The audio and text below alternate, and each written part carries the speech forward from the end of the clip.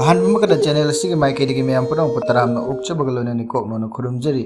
अमदि ngasi फोंखिबा पाउचे सिंगदगी मरोइबा हेडलाइन सिंग अमदि मरोइबा पाउसिंग पुदुना लाक्चरी ताबिसी IDP na ngasi थेंगनदिबा अवाबा सिलनाइगी नते लेबाकि दमक्तनि हाइबसि मियामना काउगुमसी N Biren vocational education centre के थबकता असोइबा क्या लैबदगी फंड थादबा लेपखिबनि सुसुम औजिक मरोइबा पाउ ताबिसी IDP सिंग ngasi थेंगनदिबा अवाबा सिलनाइगी नते लेबाकि दमक्तनि हाइबसि मियामना काउगुमसी एन बिरेन रिलीफ कैंप लेरिबा IDP सिंगिदमक्ता पॉलिटिकल लूचिंग सिंग अमदि CSO सिंग लेप्सी अकोइना मखोइगी दमक्ता लेप्त्रबदि मखोइ ngasi अवाबा मायोकनरिबासि लनाइगी नते लेबाकि दमक्तनि हाइबासि मियामना काउखिगनि हाइना एक्सियम एन बिरेन फोंगदोखरे लंबोय खोंनांग खोंग अमदि लांगोल लैमा खुलेंदा हांगिबा रिलीफ कैंप चंगसफम लौदुना लेरिबा IDP निंगोल सिंग असि उरिपोक अपुनबा लुप UAL अमदि उरिपोक नुपी अपुनबा लुप UNAL ना लांगोल निंगथौ लाइबोंद चाकौख्रे चाकौबगी थौरमदुद सरुक याखिबा एक्सियम एन बिरेन हाई रिलीफ कैंप लैरिबसिंग असि लनाइगी ओइना ओइबा खुदोंचाबा नंगबदगी नत्रगा लाइबक थीबदगी रिलीफ कैंप लेरखिबा नते फत्तबा मी खरगी खुजल थौरांगदगी मखोइ रिलीफ कैंप लेरखिबनी मणिपुरदा महौरोलदगी लैमिनरक्लबा हौजिकना रिलीफ कैंप लेरिबा मिसिंग असि मागी लेफमदा हंजिनद्रिबा फावबा ऑर्गेनाइजेशन पॉलिटिकल लुचिंगबसिंगना ngasi UAL amadi UNL nangasi tawriba asigumna kumai harau lakpa khuding amadi awa ana tarakpa matam khuding makta mayok makhoi gi damakta lepminasi akoina makhoi gi damakta leptrabdi makhoi ngasi awa ba mayok naribasi lanai gi nate leibak gi damakta ni haiba asi leibak miyamna kawkhigani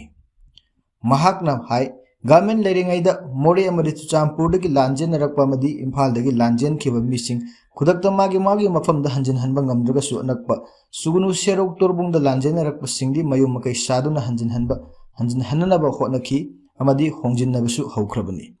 adubu tha taruk taret asida president rule leikrabani na IDP sing mayumda hanjinbada kari khongthang lokhatlibage haibagi pau asi khangba wale adubu mayumda hanjinbada matam khara changkhigadabana leinanaba yum sabagi thabak thoram sing si chap leplaga leiba ओइना तवी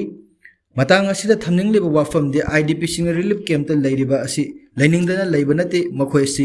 लैबा के लुरबा तानफम अमन मरम ओइदुना relief camp त लैतबा याददना लैखिबने मरम अदुना PR बु ओइरो popular government बु ओइरो IDP सिंगिदमक त लैफम थोइ villain मखा तन हाइ उरिपोक अपुनबा लुपना IDP निंगोल सिंगबु चाकौदुना लौरिबा थौदांग असि थागतली हयेंग महाकी मफम द यावना तोंगान मफम सिंगदा IDP निंगोल सिंगबो चाकौगदौरी IDP निसु वाखल निंहन्नबिगनु लमदम असिगदमक तोंगान हिरम सिंगदा कथोक पिरेबा मियाम असिगी मपांगलदगी मणिपुर लैरमनी मियामगी याइफनबु होटनबदा अवाबा नंगलिबा असिगी फल्लसि तुंगी अमदि लाकदौरिबा मिरोल सिंग सकना सोना हौगनी लंबोय खोंनांग खोंगमदि लांगोल लैम खुलेंदा लैरिबा IDP सिंगना खुदोंग चादबा अमा मायोक नरकपा मतमदा UAL की खुथांग पाउ पीबिरो अंगम मतेंग पांगजगे महाकना CM ओइबा नत्रगा ओइदबगा मरी अमत लैनदबा अवा अना तारबा सिंगदमक लेप्तना मतेंग पांगखिगनी हाइरी थौरम अदुगा मरी लैनना UAL की प्रेसिडेंट सोराम तिकेंद्रजीत न हाई इरांग मरम ओइदुना लांजेन नरकलबा रिलीफ कैंप त लैरिबा चही अहुम हेलबा फाव मयुमदा हंजिनबा यादना वाना लैबासी यामा नुंगाइते IDP निंगोल सिंगा अवा नुंगाइगी वारी सानदुना चाक चरा अमा चामिनबा लोइनना अचंब खुदोल तमदुना अखोइना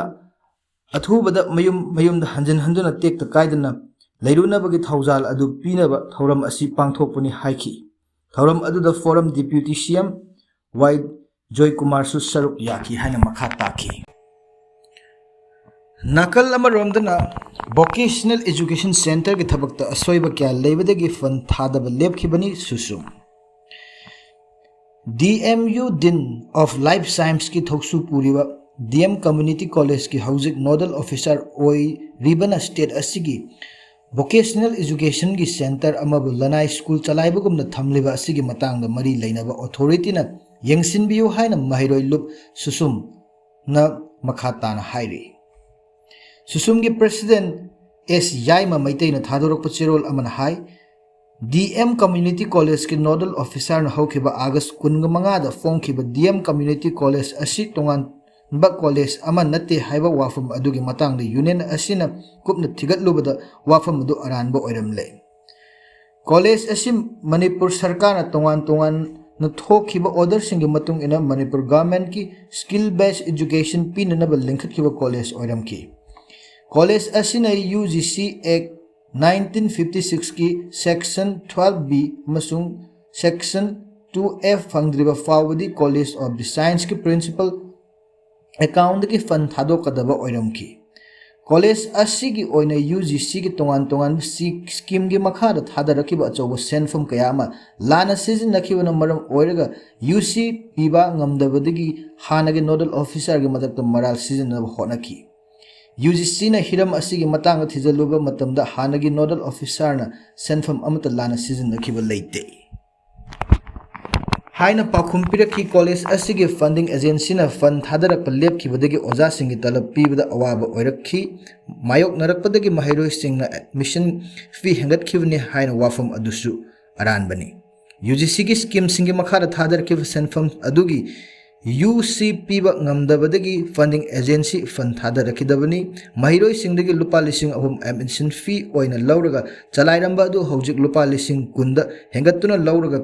karamna mai pakna chalaiba ngamle hairibano hangladuna asigumba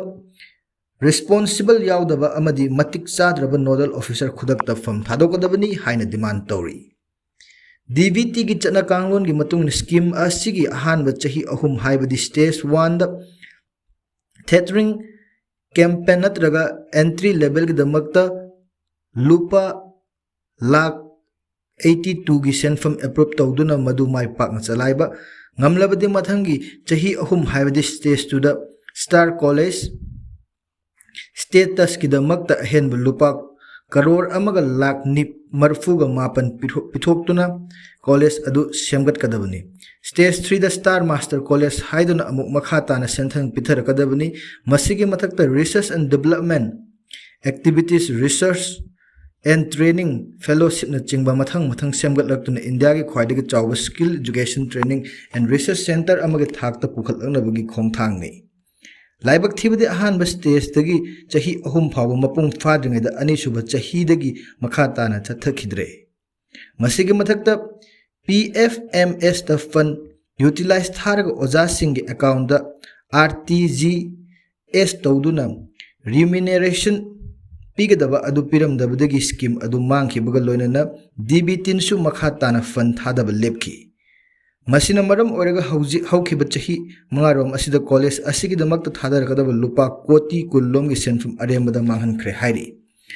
college asida tamliba mahairoi singi admission fee degi laklaba lupa koti amarom gi senfum adu accountability leitabaga loinana UC amadi audit tawduna lanai school chalaibagumna maranai sel tale haiba chap chana thijinbada fangle masigi mathakta admission fee gi matangda DMU gi mari lainaba authority gi ayaba lauraba matungda fee adul lepani haiba wafam adusu aranba oiramki mahakna university asigi anoba BC oina register gi kariguma makhal amatagi ayaba lawkiba leite haiba khangle maramuduna haiba maral sing asigi matung ina masa khangna pairiba fam adu thadokadabani amadi mari lainaba authority nasu mahaki mathakta chapchaba action lakhotkadabani haina susumgi cherol asina demand tawri masini ngasi nongmagi maroiba headline sing amadi maroiba pawsing tabiriba singbu amuka khurumjari channel asibu nungsibuduna like share amadi subscribe toba kawbiganu haiba loinana matang aswaida tensinjari